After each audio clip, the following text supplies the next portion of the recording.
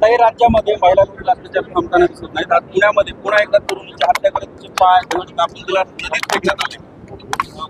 मला ना या सगळ्या घटना, आता तुम्ही मला हे विचारलं तर ते सगळ्या घटनांसाठी मी सांगते, या घटनांकडे मला बघायला कसं बघता असं विचारतो पत्रकार, तेव्हा मला प्रश्न पडतो कसं बघायचं.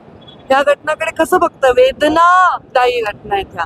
फार पीळ पडतो अंतकरणाला की एखाद्या मुलीला जगायचं असतं, तिच्या जीवनामध्ये पुढची स्वप्न असतात आणि कोणीतरी एक नराधम तिची स्वप्न पूर्णपणे विस्कटून तिला नुसतं म्हणजे ती उद्ध्वस्त करत नाही तर तिचा जीवच संपवून टाकतो. हे फार भयानक आहे. या विषयावर कुठेही राजकीय भूमिका व्यक्त करणं हे मला वाटतं चुकीचं आहे आणि त्यामुळे या भूमिकेमध्ये मी एवढंच सांगेन की अशा नराधमांना जे यांचा जीवन जगण्याचा अधिकार पूर्णपणे हिरावून घेत आहेत त्यांना असं चौकामध्ये आणून त्यांना शिक्षा दिली पाहिजे. आणि या बिचाऱ्या चिमुकल्या लहान मुली, त्यांना अजून माहितीही नाही की त्या मुली आहेत, स्त्रिया आहेत, अशा मुलींवर अत्याचार होत आहेत, त्यांना शिक्षा मिळाली पाहिजे असं मला वाटतं. आणि मला वाटतं की आता फास्ट ट्रॅक कोर्टामध्ये बरेचसे विषय हाताळले त्या लोकांवर कारवाई होईल असा विश्वास आहे.